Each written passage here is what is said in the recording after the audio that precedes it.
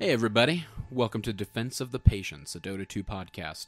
This is our inaugural podcast, and I am your host, Cyphus, sitting here with co-host Wazoo. How's it going? And co-host Roland. Howdy do. We're going to try to tackle this in a different way, I think, from most Dota 2 podcasts. Two of the three of us are very new to the game. That includes me, Cyphus. I've got about a month under my belt, sitting just over 100 games. Roland is slightly less new to the game than I am, sitting somewhere around 350 games. And Wazoo is definitely the most experienced. How many games are you sitting at? Just around 900. Wow. Yeah, so you're getting close to the 1,000 mark. But that win rate is like 42%. Yeah. Yeah, it's never going to be as high as you want it to be, that's for sure. Our goal with this podcast is to sort of explain to everybody our trials, tribulations, trials by fire, as is probably a more apt analogy for what happens in this game. And just show you how we're developing as players, discuss the things that it took us a while to learn as players, and we're definitely still on the low end of the skill spectrum. We envision this as sort of a log of our development, and we hope that it will be useful to people who are new to the game, who would like to get good at it, whether your goal is to go pro and suffer through the trenches of newbieism with us until you surpass us And win the international and, give us some money for helping you out. just a little chunk. We'll take 5%. But or if you're just new to the game and you want to start learning the terminology, or even just for us to be the proverbial shoulder for you to cry on, we're experiencing the same things. We're learning the same tough lessons, and I think that's kind of the goal of this podcast overall. I think what we're going to do is begin each episode with a state of affairs, where we're going to go around the room and discuss where our MMR is at, the number of games that we currently have, but we've already provided you with that info, and maybe a hero or two that we've been playing or growing fond of. Have a little bit of discussion there, and then we've got some fun games that we're going to be playing along the way. And we invite you to get involved. We invite you to email us. You can always find us at defenseofthepatience@gmail.com. Or you can reach us on Twitter at DotP, DOTP, _show. You can find each of us individually on Twitter. I'm at DotP _Cyphus. I'm at .p _wazoo. And I'm at .p _Roland. And tweet us anything. Feel free to disagree with us, because I think we all, or if you're getting into Dota just barely and you're not aware of this yet, there's a ton of meta out there, and there's a lot of strategy discussion. There are a lot of differing opinions. One thing I would say is there isn't any one source of stream for new players. I mean, I think everyone who's ever played Dota understands, like, people are going to tell you when you lose them a game. But that's not necessarily going to help your and maybe not skill. very kindly. Yeah. Oh, definitely not. No, they But if you can have a forum, this is what we're trying to create here, where people can kind of call in, disagree with whatever we say, because we're going to be wrong quite often, and I think that's kind of a label we should slap on the show, is that... Yes. Well, it's perfect, really, because like all the people that want to like bitch at us for getting things wrong, we're noobs. Sorry, we're gonna get things wrong every episode. And we invite call in and correct us, getting yeah. some abrasive. I'm always word looking fights for a with good us. fight. Yeah, I'm always we looking all for are. a good fight.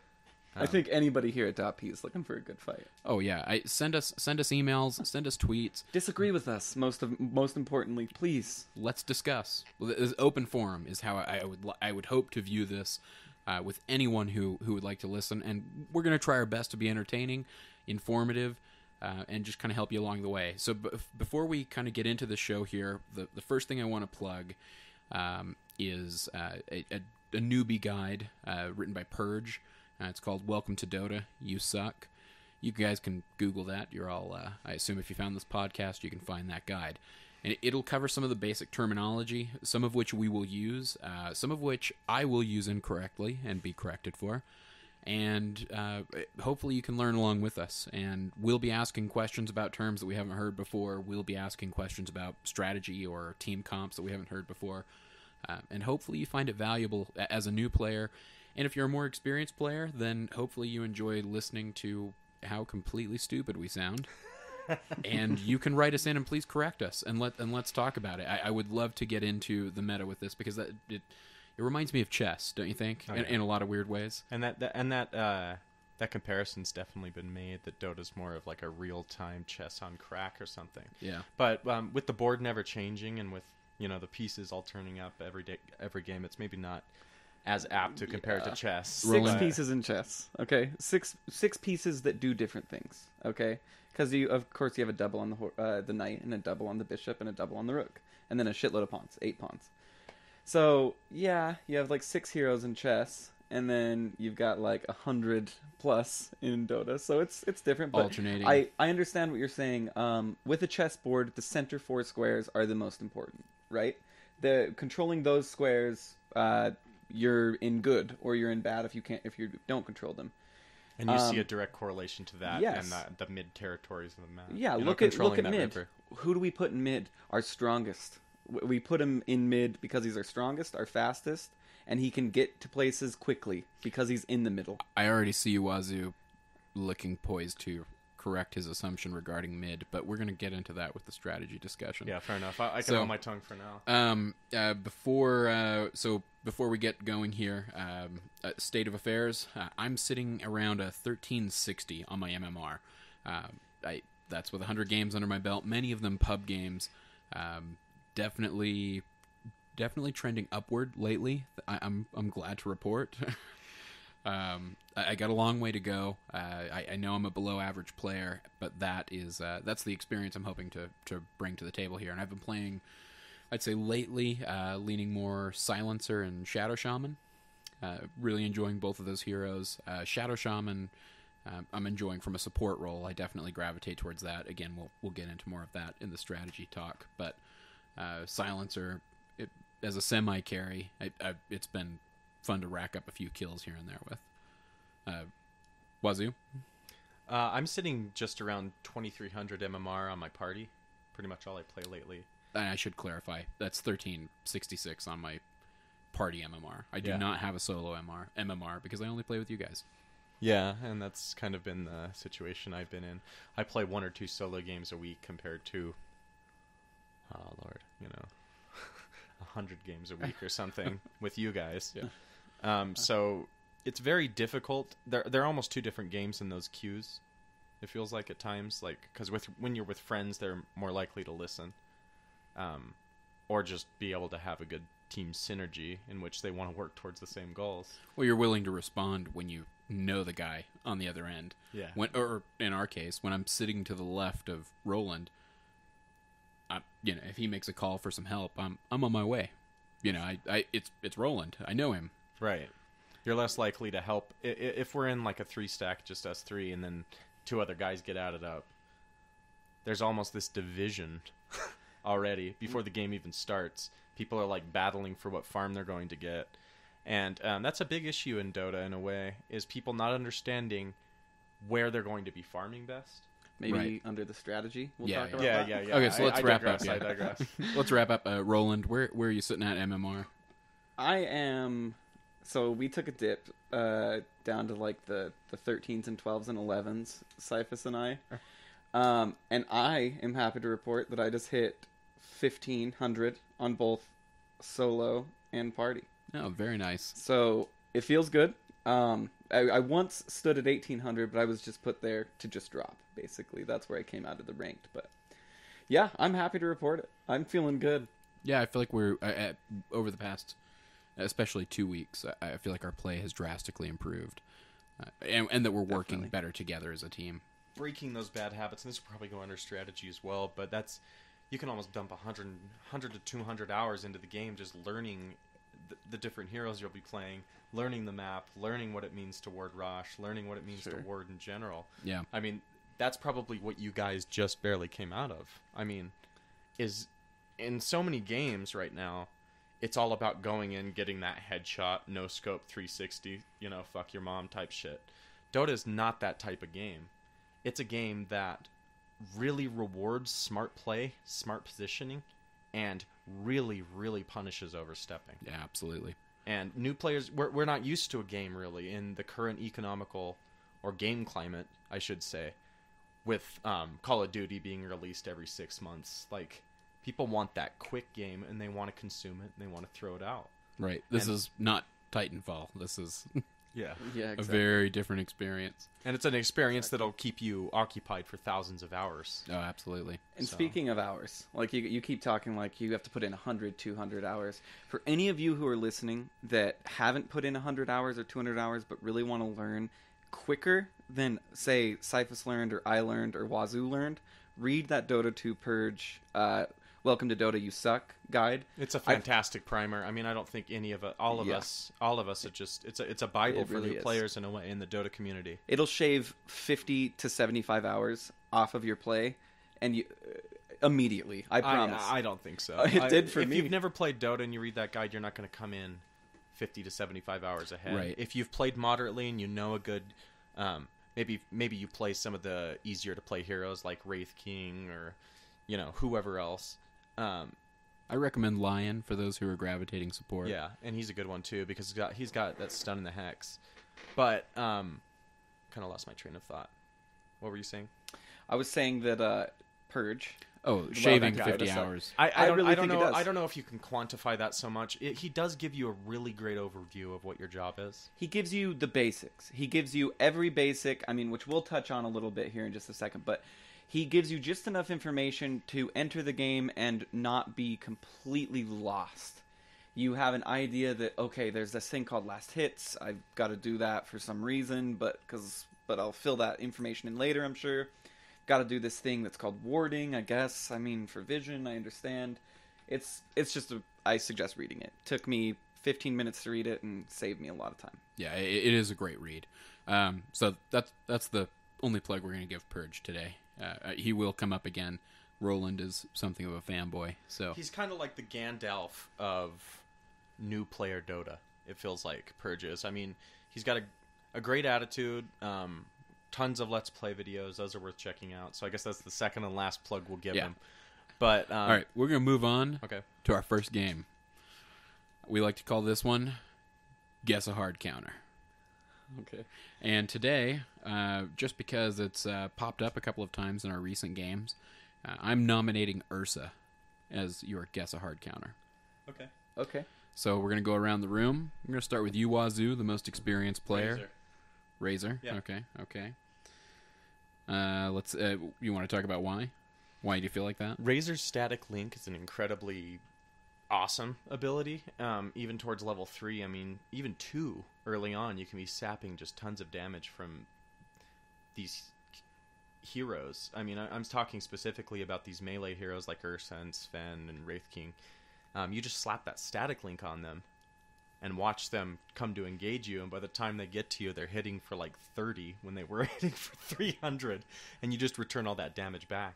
With Ursa, all of his abilities are quick damage gain abilities. With his Fury swipes and everything, it increases his damage on the target, and it can save your life as a defensive ability by sucking that damage away from Ursa as he's pounding into you, or if he's running away, you can sap all that damage before a team fight and then use it on everyone else around him.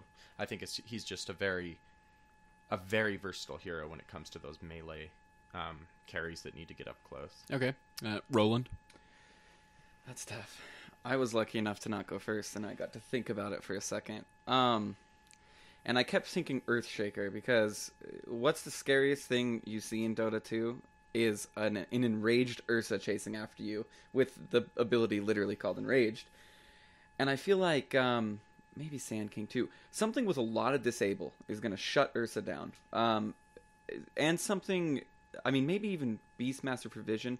I'm going to punch in Earthshaker. I'm going to say Earthshaker's a Okay. good count. Yeah, I actually was thinking Earthshaker myself. The reason that stun is incredible. Fisher is incredible. And the Fisher is wonderful. Yeah, and it delays movement, which for a melee character is really painful. It can, it impedes movement. So meaning you can potentially pull Ursa out of the fight in some of those cases. But you can't kill him with Earthshaker. That's why I'm like, Yeah, But well, you're he's not- He's not there too. Yeah. If you can think about what Ursa needs to do to engage. He has to. If he has his ult, he throws on that ult, which gives it bonus damage for the HP he has, and then he has to go do his stomp when he gets in, and then Fury swipes. So he has 3 abilities he needs to get off to be optimal. Maybe he has a Blink Dagger, which might make it hard. But at the same time, my thinking with Earthshaker is I think getting- most of the I was time you're getting going to around pick up to a it. Blink Dagger Yeah. with Earthshaker. Oh, So, yeah. So that would It's like count core that way. for Earthshaker. But Earthshaker is great. I mean, that guy casts up and you nail him. I mean, he's just sitting there for several seconds while that overpower that he just used just goes away. Right. You know? And then he's not going to be nearly as... Well, he'll still be scary if he's right up close to you. Yeah. But each of those swipes, they stack. And you don't want to be hitting slowly when you're attacking a unit. Right. You want to be stacking up those hits as quick as possible. And so Earthshaker can just break that chain and he's right out. I can. agree on the counter. He can. okay. I think Razor's a harder counter, but I agree on that counter as well. Since you've taken Earthshaker, then at that point I'm going to go Lion, simply because you have the combo of the stun, not quite as Disable. lengthy or as useful as Fissure, and the Hex Ooh, and the yeah. mana drain. Wow. So if you can does need mana. time that Hex right with the mana drain, you might, especially with a maxed out mana drain in late game. Ursa doesn't have a ton of mana. You can sap him. You can sap him dry. And he needs that, and that's the balance to the character.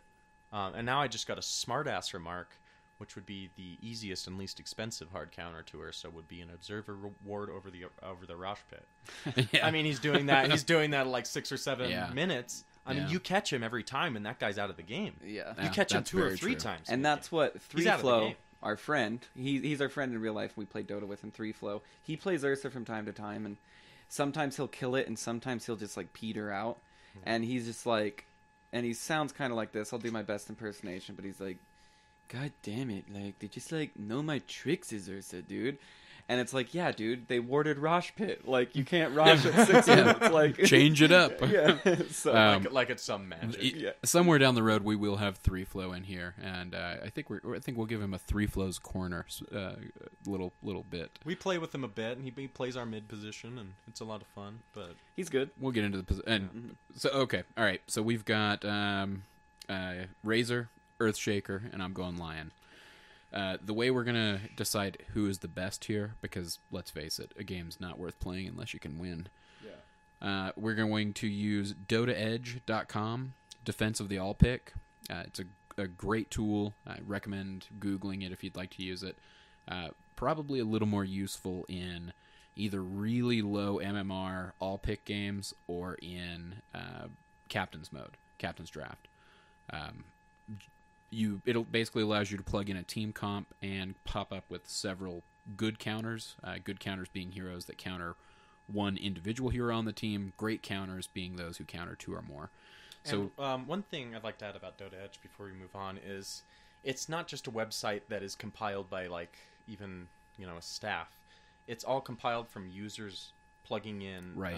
Their success and game successes in terms They're of rating how the game, counters. Yeah, they're that's rating what they allow counters. you to do, and it's So, really mathematically, works. it's beautiful how they built this thing. It too. works. I mean, it's not perfect, and it's not something anyone should rely on. But in terms of getting on your feet and trying to figure out what counters which, because sometimes things are completely they make no sense in Dota. I mean, you'd think Slardar, the Fishman, is going to be weak against someone who shoots lightning at him, and that's not always the case. Exactly. It's not just like an element type game where counters counter things that they should obviously counter. Sometimes they do, of course, but oftentimes those counters are hidden deep in game knowledge that you have to put hundreds of hours in before you start to see them.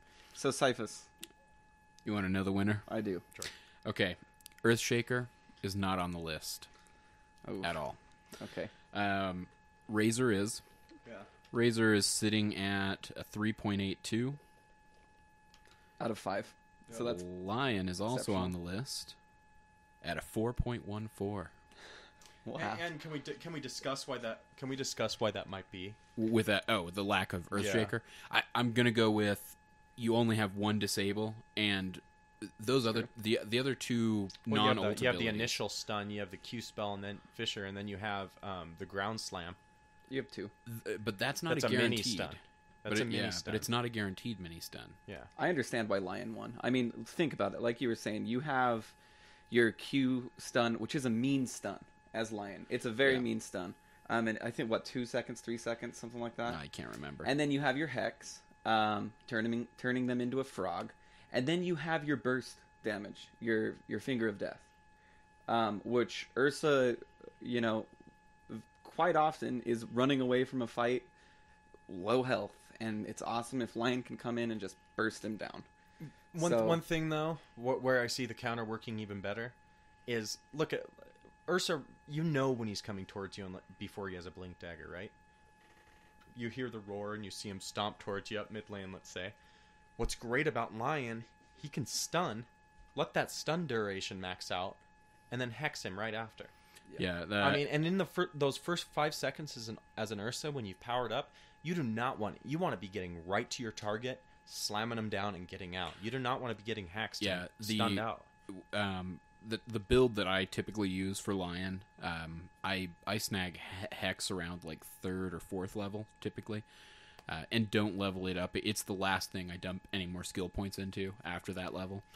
But so figuring somewhere around like level 8 or 9, I'm sitting on 2.5 seconds of basically disabling from the Hex, and 2.52 seconds of disabling on the Earth Spike on the. And of course that's 5 seconds. Well, it's 5 seconds if you chain it correctly. Yeah. I mean, and that's one of the biggest mistakes about Lion, in my opinion, is people will throw down that Earth Spike, and then they'll hex immediately after. You're throwing away nearly 2 seconds of stun right there because you didn't wait for the animation for the Fissure to finish. Right. I completely agree. Not the Fissure, the Earth Spike. And all too often we see that.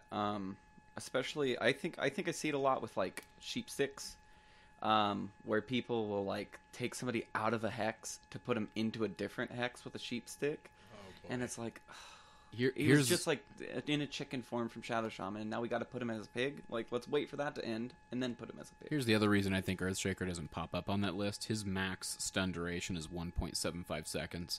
Without that, I mean, it's true. You're talking 3/4 of a second shy. I was thinking about it in a different way. Like, Ursa, unless he has a blink dagger, if you throw down that Fissure wall and he can't get past it, there's nothing he can do. I mean, he's just stuck at that wall. He can't blink past it. Right. And he's caught out of position, and then a good team would then be able to jump in and just kick the shit out of him. Yeah. Mm-hmm. But for sure. I mean, that's ideal. If Dota was all ideal situations, yeah. Like it rarely is, but all right. Well, let's get into the strategy talk here. All right. I think for the inaugural podcast, and this has come up just in our casual conversation as friends quite a bit. Team composition, the kind of the labeling of positions on a 1 through 5 slot.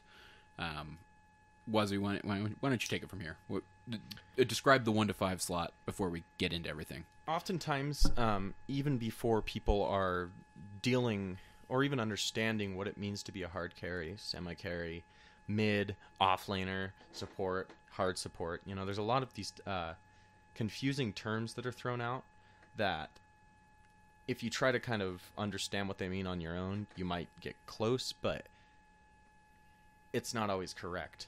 Everyone has these misconceptions when they start playing the game that someone should go mid and then they should win the game and blah, blah, blah, But a mid role is not a role that's going to be carrying your game every game. And instead, I'd like to break it down and talk about each lane as a way to get a carry farmed and win the game. You want to create as many outs as you possibly can, as I see it.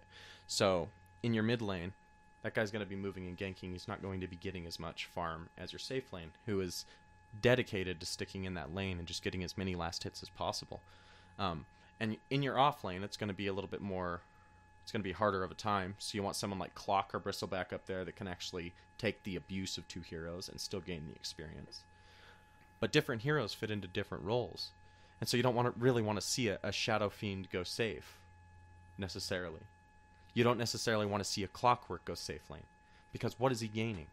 Look at the hero and how they're built and what they're gaining. And if you think about Dota on your own terms, you think about the hero they play and think about what they work best, that's going to grant you an incredible amount of knowledge that you picked up yourself. And that's really where the bread and butter of the games come, is from you thinking about your games, thinking about how you're playing, and thinking about how you can improve it. You can try to push this pro meta as much as you want. But I kind of digress there. The 1 through 5 system is a system that dates back to Dota 1, and it goes by farm priority. So 1 would be the person who gets the most farm experience on your team. They'd be your safe lane carry typically. So if you had a Phantom Lancer, you'd stick him in the bottom lane and just leave him there. You know, you want him to be killing as many guys as he can. Heroes, hopefully, but mostly just creep kills. Your mid role, that's typically considered a 2 or a 3 because, well, I guess it depends on the jungler. But you'll have an off lane who's going to be considered a 3 and a mid that's going to be considered a 2. Right, and we should probably maybe discuss... I kind of want to get into that a little bit with you. So 4 and 5 obviously being relegated to more support roles, 5 being hard support, somebody who may at the end of the game never have a last hit. Yeah, exactly. Your 5 is going to be your Crystal Maiden. Your 4 is going to be like a Tide Hunter or someone who's only there to use that Ravage ability in the end. Right. Crystal Maiden, I mean, you could give her 10,000 gold. What's she going to buy with it that's going to make the team even any better than if your carry were to get that? Right. That's how you need to look at it. I think in the noob scene and in the like 1500 to 2K, everyone thinks like if I'm not getting ultra kills every game, then it was a shit game and I don't want to play with this shit team anymore. And they're playing like a motherfucking like Tide Hunter, you know? Yeah. And like getting mad that you're jacking kills and it's 45 minutes into the game. You know, it's people that don't understand the game. And in its essence, Dota's a game about resources. It's a game about territory. And you would rather be giving those resources and territory to the guys that are going to stand up a chance to those late game carries on the other team. Sure. And an alternative to that is let's split all the gold on the map, is the way I look at it when I'm in a jungle position, is that I'm not taking any farm from you. From the hard carry. Let's say, Wazoo, you are the hard carry. With Nature's Prophet, you can still get a great GPM without stealing any farm experience gold from him. So where would he fit on a 1 through 5? And that's something else we were going to talk about is like the malleability of farm. Yeah, and that actually was the question I was kind of getting to is, Yeah. you know, what do you do? You know, if 4 and 5 are traditionally relegated to support positions, what do you do when you have your safe lane carry with your 5 position, your 1 and your 5 laning together? Mm-hmm. You've got a jungler, you've got a mid, and you've got a solo hard lane. At that point, you have the safe lane carry is probably getting the most farm as far as gold and experience. Right. Well, Because- not experience though, because you're splitting that with splitting that with the hard and support. I see what you mean there. I'm not going to be getting as much as if you weren't in the lane. Right. But on the other hand, like I look at it like, say you're playing Shadow Shaman, I figure if you can shackle me out of a kill once or twice, that's worth it. Right. In terms of the experience, that's going to set me back gold and experience way too much. So that's why we have the 5 down in the safe lane, which if people are confused about the safe lane, we're talking on Radiant's side, it's the bottom lane. That's Radiant's safe lane. The reason it's called a safe lane is because you can pull from that camp right by the lane and pull it right out so you can pull the wave all the way back to your tower. Right. The neutral creep camp. Yeah. Near the bottommost portion between the tier 1 and the tier 2 towers. And I didn't think we wanted to get into too many like advanced game mechanics just yet because these game mechanics aren't explained. I mean, who would and ever there's a plethora of it. Stacking camps, you know, all sorts of interesting things like that. We'll get into at a later podcast. Well, let's keep on the team comp discussion because I mean, who's your 4 in that position, or even let's say we go an aggressive tri lane, you know, right? So now we have. Well, let's just leave it with what we'll say we have. Yeah, let's keep the jungler. Who was I laning with? Okay, I was a Razor, you were a Shadow Shaman, which worked as a great combo because you just grab them and I'd sap damage and then we'd kill. Yeah, that was great. And then we had a Nature's in the jungle. And you're right. Roland, you're completely right. Like, you're not taking any resources from the team being in the jungle. No, I'm not. But positionally, whenever something has to come from one position and go down to another, that map is obviously going to be weak unless we have a damn good hard laner. You know what I mean? Yeah. Like, that lane's going to be getting pushed in.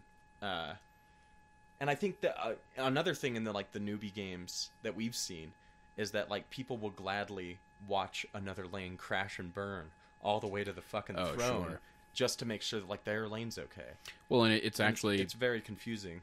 It's actually modified kind of our thinking, which is why I've been playing a 5, you've been playing a 1, and he's been playing a 2 or a 3 in the jungle. I mean, we've been doing that so that the three of us at least are in some form of communication and within the vicinity of one another. Yeah. Because you never know when you're going to be able to count on the other 2 members of your team. Okay, let me talk real fast before we move on from this conversation about the malleability of farm. I'll use Clockwork. I've used him before. Clock, if he's in the mid lane, compared to the hard lane, those are 2 completely different games. Because you have Clock, it's his immediate responsibility as a mid to be making sure he controls those bottles. Making sure he controls those runes, making sure he's getting ganks with that hook when he hits level 6. And so the reason people are often confused, why isn't mid getting the most farm, is because he's roaming the map after a certain amount of time. You throw someone in that mid lane, when they're strong against whoever they're midding, you get them high levels, and then you send them out on the map, and they win the other lanes for you. Yeah, right. And then you can hopefully push out mid. And that's not like an end-all be-all strategy, but I'm just using Clock as an example that just by differing the lane a little bit, even if he's still a solo top, it's going to be a completely different game, completely different farm priority, and completely different, ability set in a way. Well, and we're just kind of trying to talk bread and butter Dota, so to speak. I mean, as far as appropriate laning, because in all reality, so is the 2 your mid or is the 2 your off lane? That's a good question because it can go either way. I mean, look at it this way: your top gets ganked, your hard lane gets ganked 2 or 3 times, right? For 6 minutes. Your mid, since he has the farm, may be relegated now to that 2 position, when otherwise your jungle or your off lane might have been that position. Is that what you mean by malleable farm? Sure. In the fact that I could say I'm getting my shit like kicked in down here. How about you go get the farm you need, and I'll help throw chronos elsewhere on the map. Everyone wants to be getting farmed, but as long as you can get one out on an out, if you have 2 hard carries, that's important. Right. So, traditional laning, jungling aside, 2 top, 2 bottom, 2 hard, or 2 off, 2 safe, 1 mid. That's traditional play, yeah. It's traditional play. Who are your 1 through 5s in your opinion? Like, where's the 1 through 5 gonna go? 1 is down in safe lane because you can sit down there all game and just smash those last hits as long as you're getting the last hits. That puts a little bit of pressure on the team to make sure that they come down and get that farm away from you. And it's surprising at our skill level how, like, if I'm just in a lane and I'm just, like, taking last hits, I just get even a little bit ahead, like 1 or 2 levels, and people just want to leave. They'll leave the lane, or they'll try to kill me a few times, and if it doesn't work, like, they don't know how to really push out a lane. You know what I mean? But a lot of people don't know how to stay in lane. Sure. Oh, sure. So your one you think is your carry safe lane. Typically, he's paired with the 5 support, and by 5, I mean we mean hard support. Yeah, that's this is someone that has your no lower gold in their class. pocket. Yeah. You are living paycheck to paycheck, praying you have enough money to upgrade that courier to the flying courier. Yeah, praying you can afford the next set of wards, wondering if you'll ever be able to afford a pair of boots. And so then the two maybe could either be the hard lane or the mid. Yeah. And the hard lane is going to pair with your 4, who may pick up a little bit more farm in a support role than your 5. Typically, you will see the hard lane be the 2, though. I mean, just if you're soloing a hard lane, and in a way, you could always send your 5 up to be with your 2.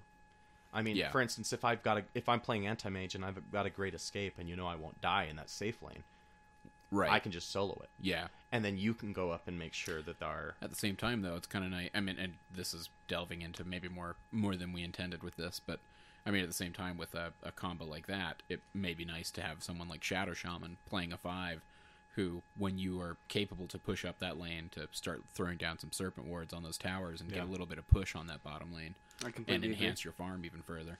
I completely agree. I just watched a YouTube video that it was titled "Best Anti-Mage Game Ever," and in my opinion, it was the best anti-mage game I've ever seen.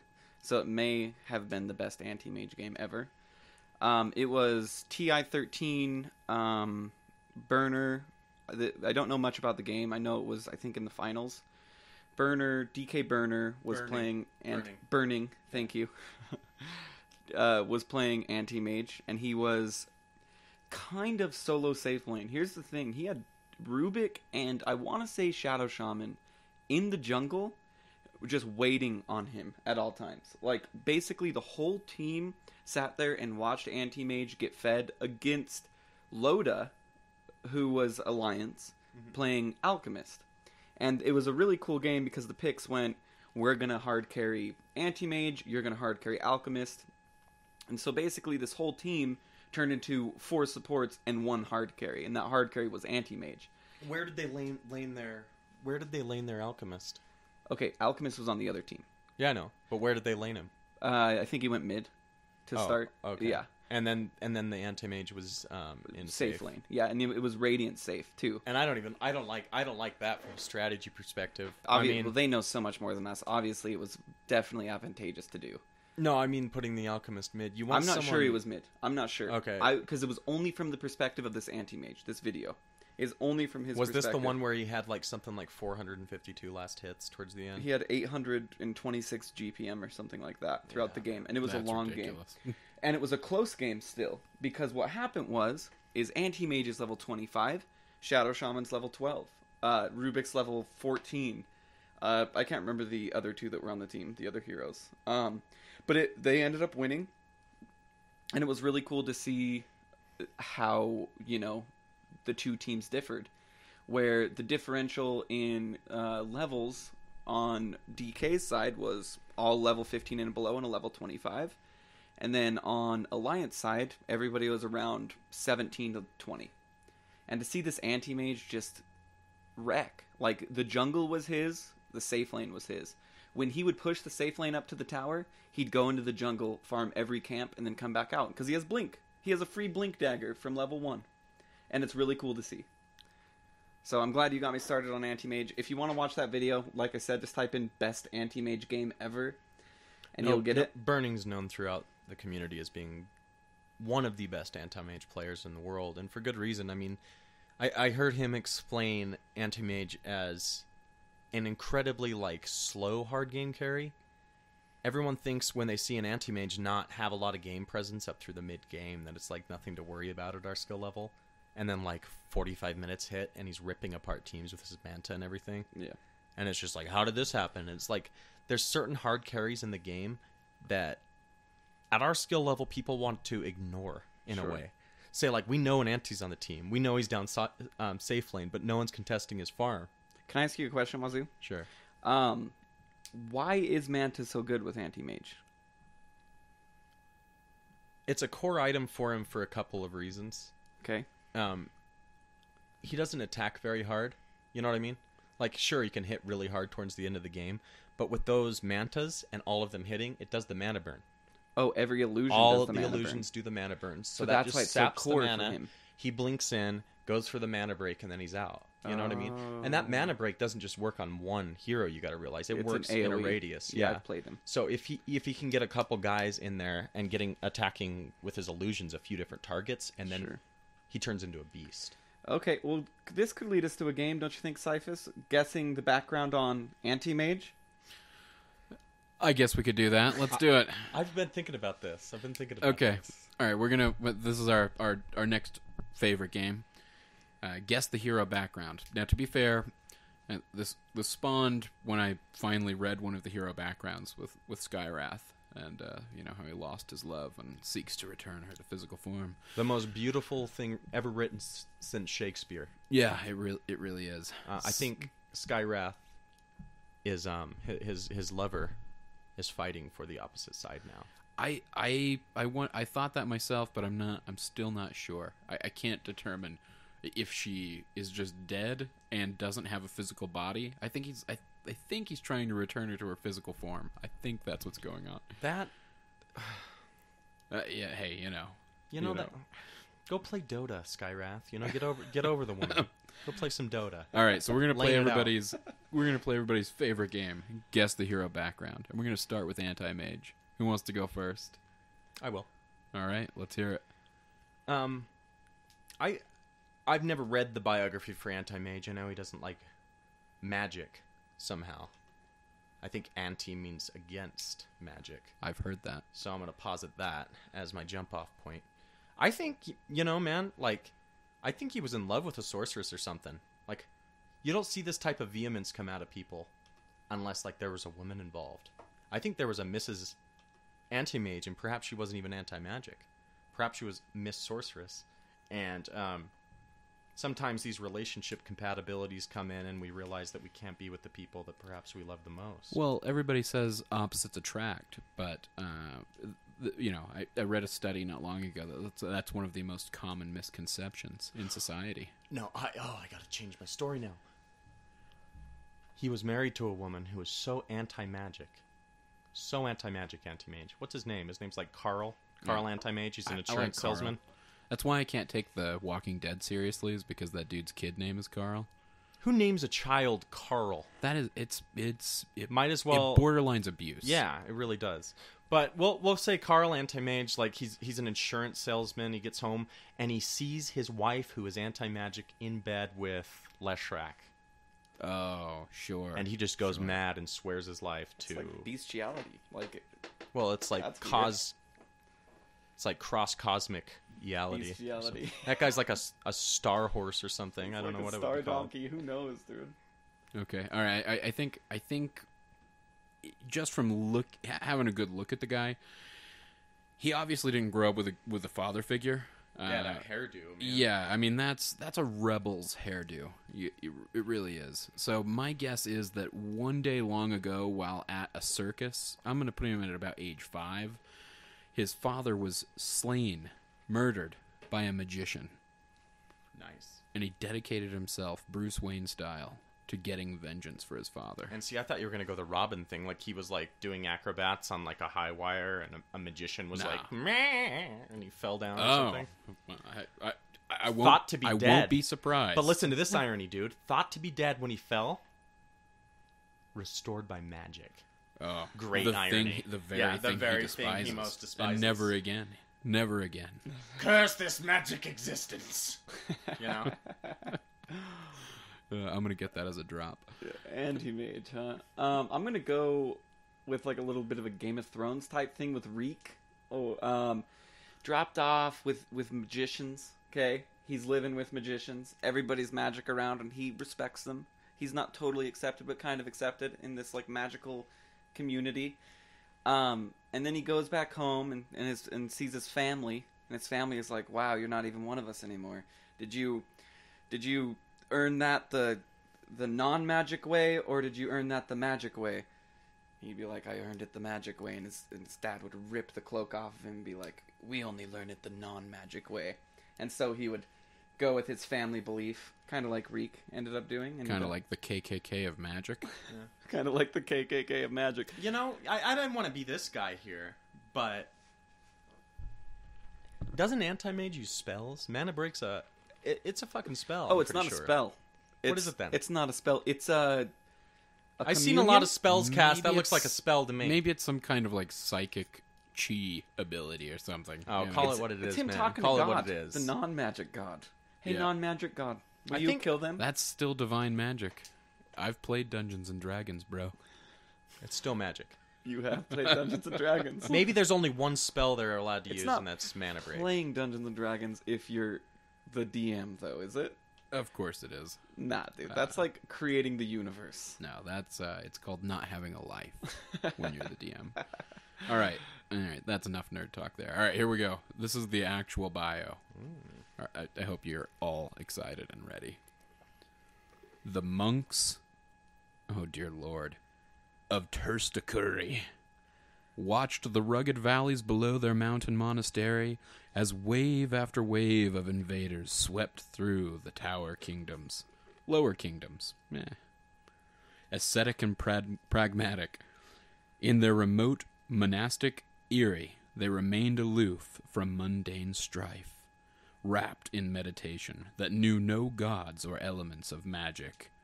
Then came the legion of the dead god, crusaders with a sinister mandate to replace all local worship with their unliving lord's poisonous neolosophy.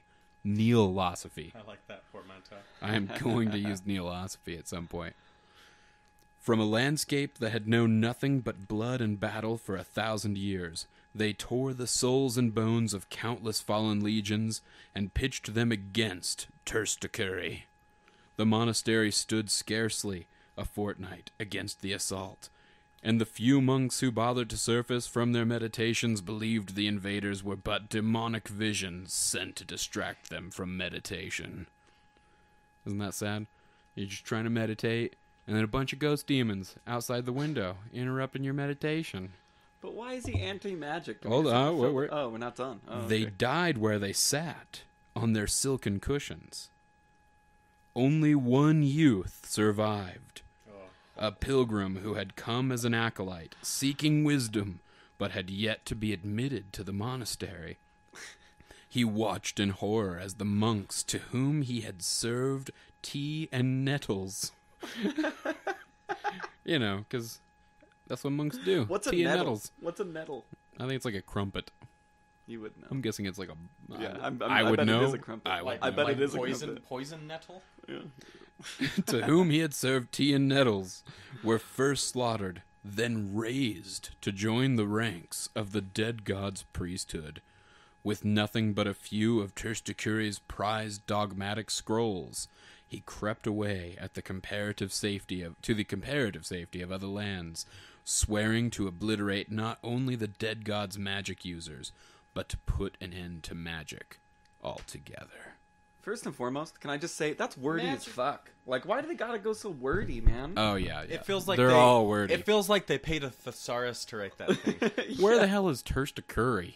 Is that north of the dire side? Is it a person? Is it a place? Or is it a thing? That should be the I don't next know. game. Well, I Yes. think it's the.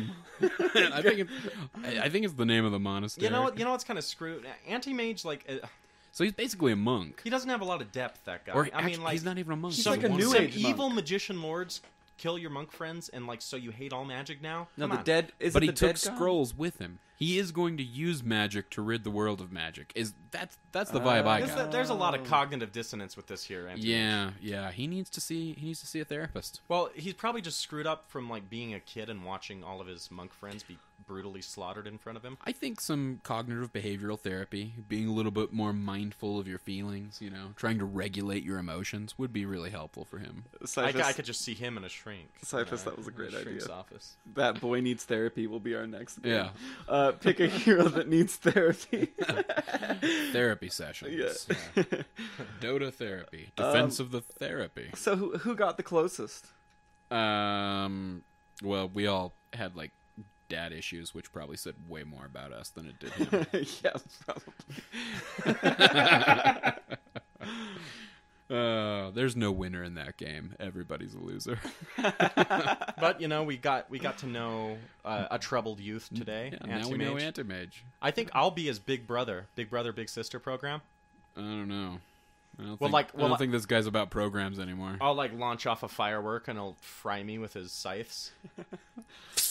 All right, so to keep us on track here, let's move forward. So we were going to talk about kind of like a social discussion, or at least the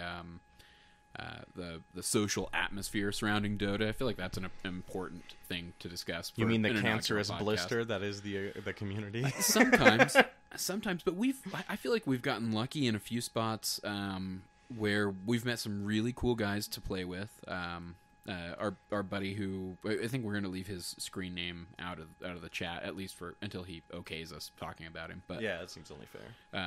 of course, he's not really playing with us as much anymore now that he joined his new team. He's onto the big leagues. And hey, we're He's going leaving to us behind. be recruiting as well. We're looking for some folks who want to play semi regularly in the evenings. We're going to form .p, which will be short for Defense of the Patients. If you're a fan, or if you're coming to the show and you feel like you might be able to be a fan, hit us up and shoot us an email on defenseofthepatients@gmail.com. That's defense with an S, not the British defense. You can also again hit us up on Twitter at .p_Cyphus. I'm .p_Wazoo. And I'm .p_Roland. Or the show's Twitter handle, which is at .p_show. We'd love to hear back from you, and we'd love to find some people to play with us and build the .p community to get some new players who are just looking for other new players willing to discuss the meta of the game and even join us from time to time in a game. There are just so many awesome resources for new players. I mean, we mentioned the Purge guide. We mentioned some. Burning has a great anti-mage guide I was going to plug when we were talking about him. I mean, it's kind of like a standard in a way. But we've noticed that it's an incredibly overwhelming experience to jump into this game.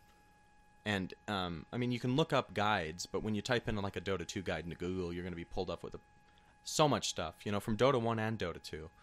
And so kind of to have a place to vent thoughts, talk about, and not get a Suka noob back or like get the fuck out noob back. We're going to try to support a new community here with .p and welcome people on the show, share some thoughts, share what could be better about a game, because I think this is all a game that we're going to be playing for quite a while. We have a passion for, obviously, and hey, we're recording a podcast right now. How much more passionate could you get? My concept for this podcast always was let's record our development. I think it would even be fun for us to look back, even if we end up getting no listeners at all. Right. It'll be fun to look back and kind of see where we were developing, where we were at with our MMRs. Why not have this as a hobby? Like you said, a log. Or a diary, a journal. Yeah. And that doesn't just mean for us. I mean, if we do happen to get some listeners to join in, we'd love to welcome you to this community.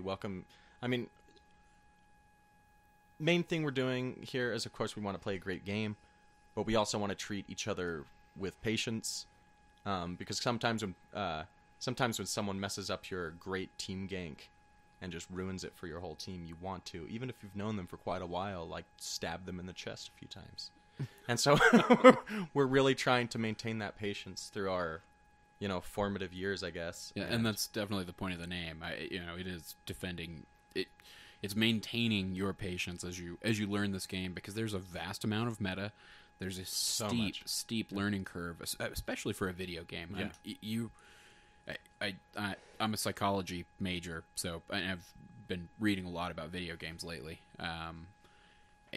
And so much of how we base like new training programs frequently is based off of video games. Video games are essentially skills to master, and we base, like I said, a lot of new training regimens off of kind of the concepts that game designers are using. And I suspect that Valve is all too aware of that, especially after kind of perusing the job section and seeing that they're looking for clinical psychologists, which is a very tempting, very tempting position to apply for down the road. But on that training regimen that you said, like I really doubt anyone that wants a good training program is taking from Dota, because that training is kind of miserable in a way. What I mean in that respect is video games are very good at helping you master subsets of skills to master a skill overall, to master an overall game, to accomplish an overall objective. Which and in that sense, Dota 2 is very good at that. Absolutely. You can pick off little sections and say, hell, I'm going to focus just on offlane heroes for a while. Yeah. You can just focus on that. That'll fit into many team comps. Yeah, and that's kind of more what I mean is we've been using the way that designers build video games as almost a template for how to design training programs at times.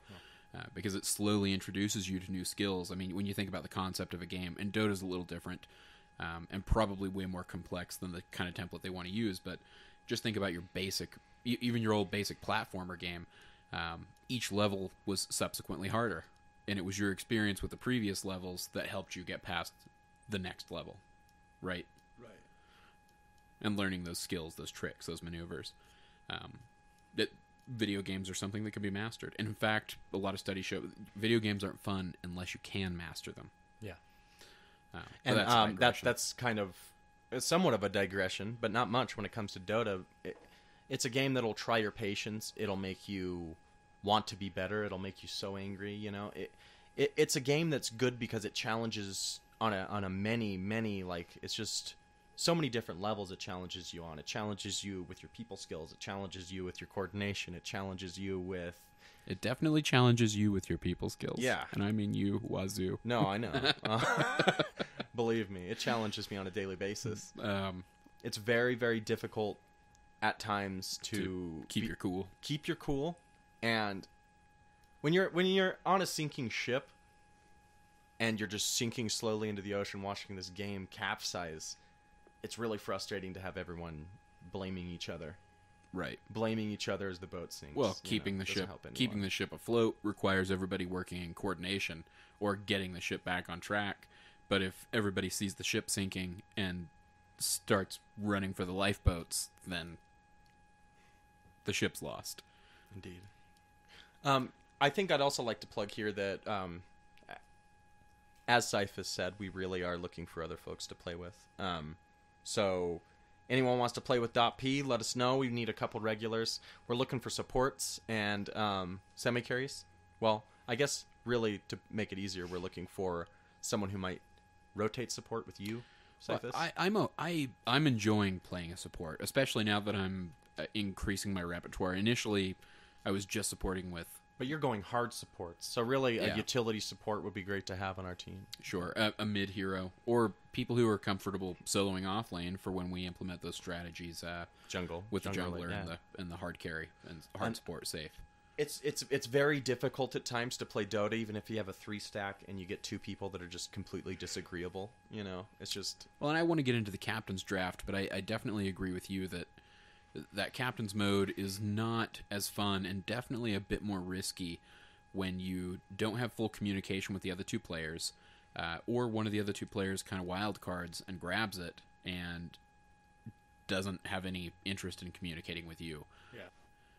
Okay, we're going to move on now to our third game, Defend Your DotA Dissertation. The concept behind this is to kind of call out somebody's play, whether it was a good play, a bad play, probably mostly a bad play, criticize it, allow the person to defend themselves with the particular build or strategy that they implemented, or to admit that they were wrong, and just kind of what was going through their mind at the time. So this week's persecuted individual is going to be Roland.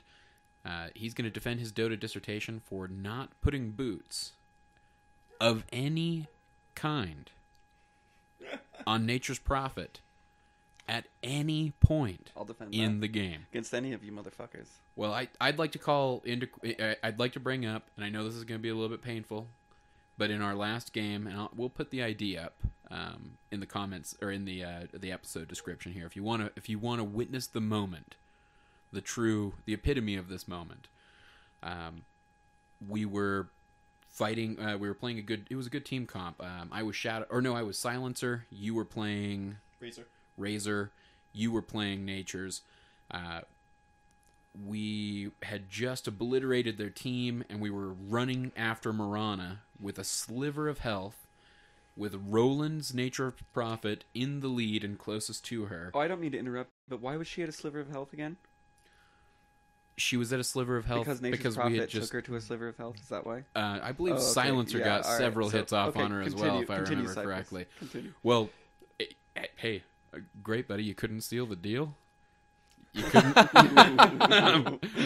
I'll defend my dissertation when it's time. Man, if you... I'll defend it when it's time. Okay, all right, it's time. That moment where we were chasing Mirana, and we probably shouldn't have even been chasing at that point, but the 3 of us were hot on her tail, and nobody could catch up. I actually wasn't playing Razor in this game. I was playing Omni Knight. Oh, that's right. Yeah, and I was wanting Nature's to Shadowblade up next to her, so I could just. I didn't have a throw down Shadowblade or boots yet. This is like it was at the 18-minute mark, I think. Yeah, 18 minutes no boots. That's gonna be a hard defense. Yeah. Okay, we'll see. All right.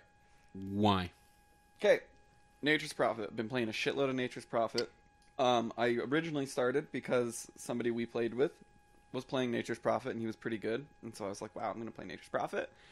I then looked up videos, Purge videos. I saw a video of Purge playing Nature's Prophet and building Dagon first, which I thought was incredible and revolutionary, and so I did that for a while. With no boots, mind you. Killing bitches, ganking bitches, teleporting on bitches, Dagon and bitches. Then I kind of had a come to God moment with Nature's Prophet, and I started building Hand of Midas, and I started building just brown boots, just regular brown boots. And now I build Hand of Midas into Desolator. And exactly that, with my starting gold, Hand of Midas into Desolator. And then into Shadowblade or Phase Boots. And then into Phase Boots. So interchange Shadowblade and Phase Boots. At this particular moment, I had just gotten my Desolator. And I was desolating. And so are you saying you were going to build boots on Nature's this time around? I did build boots on Nature's that game. I mean, just not at the. I didn't have them by the 18-minute mark. We're not crazy here. I mean, we have played several games with you where you did not build boots at all. And the particular moment you guys are talking about is we're chasing through Dyer's jungle, and we're Radiant. We're chasing Mirana through Dyer's jungle. I have a bad anticipatory TP where I go on low ground instead of high ground, which would have killed her. Then I tree trap, she pounces out, and then me and Wazoo are right on her tail when Wazoo gets the inclination to click on me to see if I have built boots yet, and then of course over TeamSpeak let me know that I haven't built boots and what an idiot I was. Listen, what I said was don't get it twisted. That's a terrible Obama. Yeah. It's sad that I even knew that was Barack Obama. I know that's your so attempt. bad. So bad. What I said was, I'm not going to give you shit about not getting boots, but you would have had that gank if you had the boots. Which, by the way, is a passive-aggressive way of actually giving him shit about exactly. the boots. It's a really passive-aggressive way. Well, I think we still won the game. Sorry. Oh, we did. We squashed the game. Sorry, I couldn't go 20-0. Sorry, I had to go 19-0. Okay. I want to know what his score was that game. It wasn't that. It wasn't that. My bad. And I will say this. We're not talking about scores here. I mean, Nature sure can fit into like. He can go anywhere from 1 to 3 in terms of farm priority, right? You have your own jungle there. Oh, But, I was definitely sitting in a 1, dude. With that 6:58 It's hard GPM. to say when we end the game by 6:58 mid-game. GPM. It wasn't mid-game. It was at least 45 minutes. But We're gonna get that game idea. was that your dissertation, or are you done? My Dota dissertation is: I believe my Nature's Prophet is best with Midas Desolator, then Boots, or Midas Desolator Shadowblade, then Phase Boots. Okay. I will defend that against any of you. Okay. We're going to invite everyone now to please give Roland any amount of shit. Even if you're not calling in or emailing or twittering or anything, just use your mind to send bad juju. negative thoughts his Bad way juju. for not buying boots. And we can actually give you his home address. You can just send him 60 pairs of boots. Like, or if you would like, please do write into the show, defenseofthepatients@gmail.com. And in this case, maybe don't tweet the show because we are all aware of how bad the boot situation is. it might just make us more frustrated. Yeah, just go ahead and hit up Roland for us at @.p_Roland on Twitter as well. Yeah, you can tweet me all you Okay. want. Give him 140 characters worth of shit. You know. In terms of like the Dota University, I am a sophomore, I'd say, in terms of my Dota educational journey. and I'm going through orientation. Yeah, you're going through orientation. You know, you've already got laid once or twice, Well, you know. maybe. You're a sophomore though, but you've been like, I'm going to take like 3 credit hours per semester. That's what you've been doing, and you just barely hit sophomore status. Hey man, You've if you been can playing make this game And, forever. and let's be honest, you changed majors quite a bit along the way. Yes, you did. one thing, I can I rebuttal against this dissertation? Oh, absolutely. I'm just inviting others to rebuttal. Or I if there is someone out there who agrees with Roland, that one you got to send to the show. yeah. If you really believe, If because you- I'm not convinced in the least that is ever a good idea, or even that his build order is accurate right now. If you do send into the show saying you agree with Nature's Prophet and you can say why, or agree with my build for Nature's Prophet, I will give you a Nature's Prophet set. I really will. Okay, I like that. Yeah. I will give you a random set for Nature's Prophet and some cool treants. Now but I almost Now I'm But bribing. but let I'm me saying, let me say this. Let me say this. Before you get that set, you need to give come that on. set to You you. need to come on the show, and you need to make your dissertation. Okay. And you need to get a rebuttal from All our Or right. just write us an All email. right, I agree. This is going to be the reward. If we are going to offer 2 rewards because I feel like you're maybe kind of messing with the potential results here. I think you're encouraging It's someone to bribery is defend what you. it is, It really. is bribery. So here's my counter. So you We're got gonna a shit pick- dissertation. You need to bribe. We're going to pick, and I pray that we're right on this one, and that no one writes in defense of his stupid build. But we're going to pick the best defense of Roland's ridiculous stance. No boots. Defense no of Roland's boots, and Nation. Hashtag no boots 2014. And he will provide you with a Nature's Prophet set. Those Cyphus, do include the little tree men that you spawn as well. Cyphus will provide you with an even cooler Nature's Prophet set for the best counter argument to Roland. Oh, boy. Okay, wow. Well, that's easy. That's bribery. That's Well, bullshit. can I is what counter? that is. Can I? Are you going to defend your can I DotA counter- dissertation on being a shitty player, Cyphus? That's for next week. Yeah, That's the next entire week's theme of episode. next show is how shitty Cyphus is. But for now, I'm going to dissertate in your general direction. I'm good at Let me dodging just hooks. frame this by saying, sure, there was that one occurrence that we saw you miss that gank that you could have got. Just based on movement speed alone. 50 more movement speed, we probably would have... Well, but we we're not probably even- would have caught her at the river, not... Oh yeah, we're not even watching him most of the time though. Yeah, is the not sad true. thing because he's over there in the jungle, all doing his own thing. God only knows how many times he's died without the boots, without us noticing. No one knows. You know. Apparently you can't read then because it's pretty obvious when someone dies. Oh, It I shows know up when on you the die, screen. but how many of those times is it because you didn't have boots? But I don't you're- know. Click but on you're me not more man often. enough to admit it. Why don't you take all the time out of your game to just click on my inventory all the time is when I'm playing Oh, Matrix I to didn't make know. sure. I didn't know I had to micromanage you. I didn't know. I didn't know either. Oh wow. I'm Well, sorry. when it comes down to it, That was these free are flow. these are some facts I'm going to drop on all you. In terms of value in Dota items, let's take a look at some basic items we buy at the beginning of the game. Tango, great fucking value. Because it not only does it give you a 4-stack, you can share it with teams, it gives you a little bit of regen, Lane really maintenance. helps a lot. Yeah, lane maintenance. Saw you pick up 2 sets as Shadow Shaman in your Yeah. safe lane, which is a brilliant idea. Hey, when every We other didn't fool, never have to go back. when We didn't every never other have to go back. when every other fool is bailing who bought the one set, Yeah. I'm still there farming. Right. Yeah. You're Yep. still there. Because those 2 tangos keep us fine in lane. Yeah, exactly. With you though, you're in a precarious situation because you rely on our hard carry to make sure our jungle's warded. And if you're caught out of position and a guy is like halfway through Hard the support, you jungle, mean. hard support, yeah, that's what I mean. Say a guy gets into our radiant jungle and you're sitting there farming.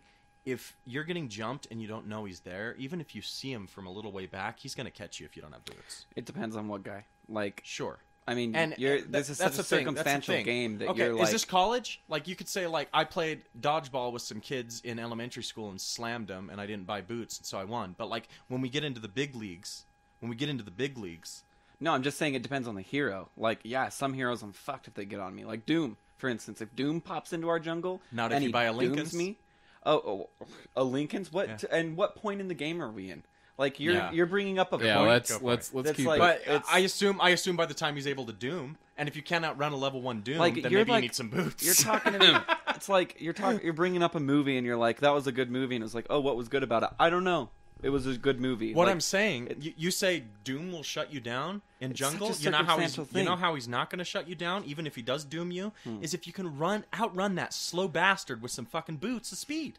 what if a rook's on your pawn? And it's like, what if a rook? When would the rook be on my pawn? What would be happening? It's like we're comparing this to chess. You need to be you're much using more a specific. using a straw man argument to compare the things. I agree. Straw I man agree You're on this using a front. straw man Yeah, argument to yeah. compare different games. I need what a I'm champion. I need a champion to defend me. Okay. Saying, no, 9 times out of 10, you're fucked in the jungle if you don't have boots. Okay. Agreed. Why What don't you should be doing, come to I the agree jungle, with the man. Midas. I agree with the Midas. But first, I don't agree with going a damage item after the Midas. Okay. You do one for you, You can and then you defend do that one for later, the team. and I will You argue do one that. for you, then you do one for the team. Okay, I'm doing one for the team the whole time. Okay, By getting racking up yourself them Midas kills. gold. Yeah. Modest. Yeah, Yep, that's doing one for the team for sure. 190 for the team to be precise. Okay. All right. We're gonna end it there. Feel free to email us. Those offers definitely stand. Before this goes to fisticuffs, we're ending the podcast. All right. We're gonna do 3 quick things before we end it. Yes. Please hit us up at defenseofthepatients@gmail.com. Those offers stand. we will provide the Nature's Prophet sets to the two best arguments. Definitely hit us up. Fuck, I'll throw in an Kunkka Immortal.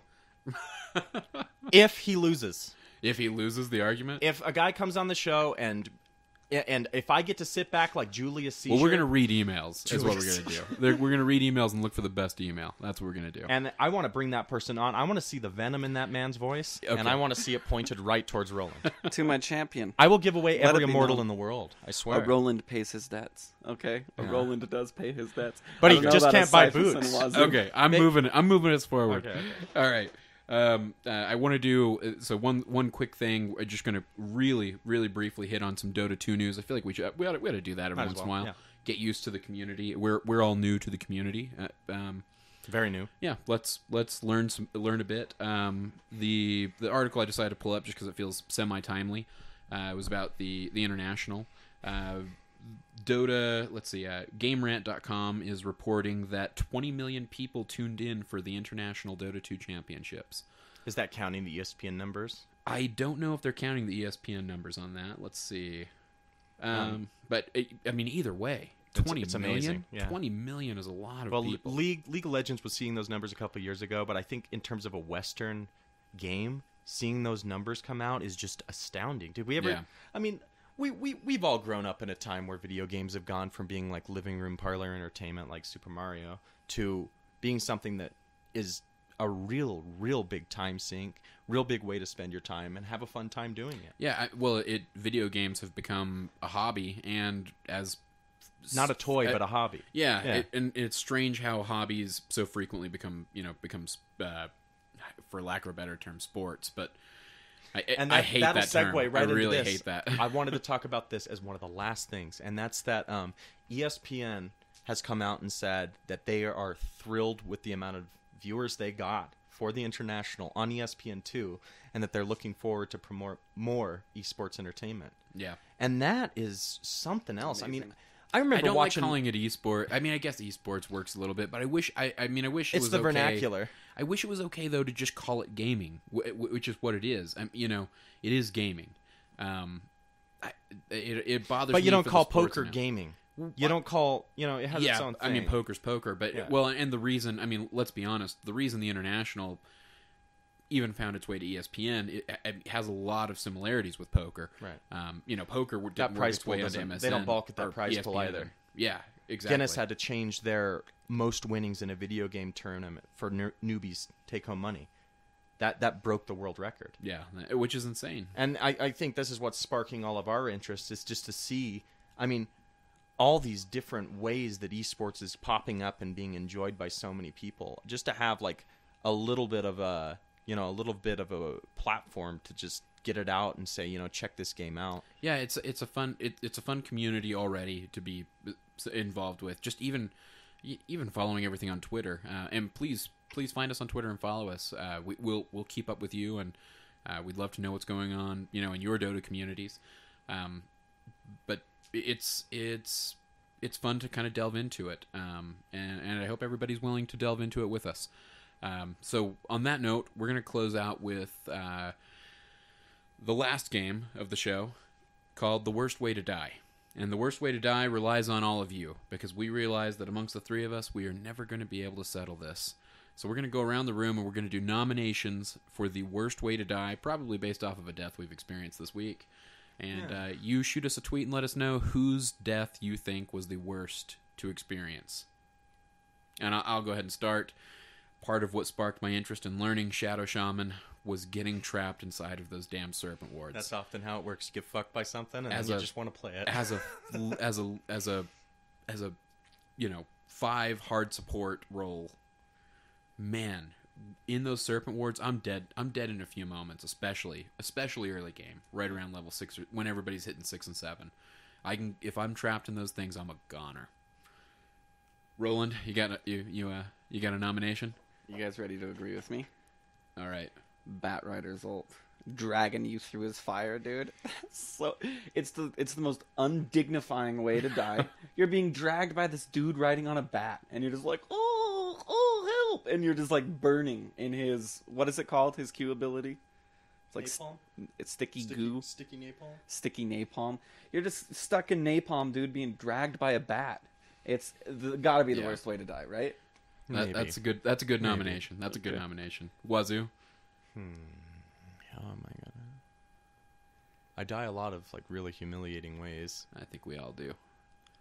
The worst has got to be today. I'm just gonna go with today from the few games I've played. Being chased by a Ricky as a Razor while you have him static linked, but you're at like a quarter of health, and so you see his damage decrease each time, but he's still hitting that multiplier on your back. And just as he gets less and less and less damage as you're draining it, and finally, as you've taken the 181 or whatever damage from him, he gets you with his last weakest hit. Oh, Ooh. yeah, that's tough. That's Bad tough. one. Yeah, Was I he mean, close to dying? I was like trying to micro attack him, but I was so low that like I should have just faced him so he wasn't getting that back attack damage, and just keep slapping him with it. But I didn't, and he just kept getting like those little multipliers off the So less damage painful he when was your doing. instinct is Yeah. to run when the logic when from a purely objective way to look at it, you should probably stand and fight. Yeah. That's a really tough thing. Well, the main thing I was tough worrying habit to break. main thing I was worrying about was they were pretty much the natures was pushing in this game all the time, and then when you'd go and engage the natures, he'd like pop, and then the Ricky would be there. Oh yeah. And so I got caught in one of those situations, like up around the jungle, and just because I was chasing that natures out of bottom lane. So annoying. Well, hey, I thank you all for joining us. I hope you enjoyed our discussion, even if we sound like complete idiots at times. But you know what? That's a good thing. Hit us up, correct us, communicate with us. We intend to be fully involved with those who want to be fully involved with us. You can vote for the worst way to die via Twitter at @DotP_show. Why don't you mark that with let's do hashtag Dota worst way. Sure. And then we'll tally up those votes and let you know which of those 3 deaths was the worst way to go. And we'll provide you with a new nomination each week. If you want to reach us for any other reason, if you want to take a stab at getting a free Nature's Prophet set by harassing or defending Roland, hit us up at defenseofthepatients@gmail.com. That's defense with an S. At gmail.com. Yeah, I think everybody can find that. We appreciate you tuning in. We'll see you next week.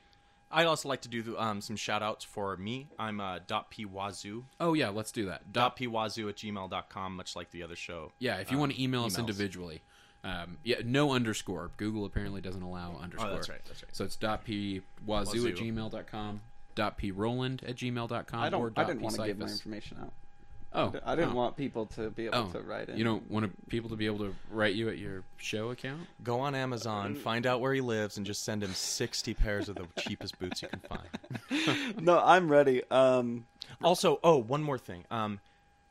Dota's in-game voice over IP client isn't always the best, so I thought that it would be really good to share in this episode that if you use TeamSpeak, windrunner.cc is a free Dota community. It's always going to be free. The voice quality is always amazing. You can set up your own rooms with your friends, hang out. It's really a great time, and they don't charge you a cent. So it's definitely worth checking out. If you have TeamSpeak, that's windrunner.cc, and that'll connect you to the server. Really simple stuff. Yeah, and you might even be able to see our room. It's called Defense of the Patients. That's right. Hit us up Stop by, say hello, and we'd love to talk to you. So Thank you guys for tuning in. thank you guys. We'll see you next week.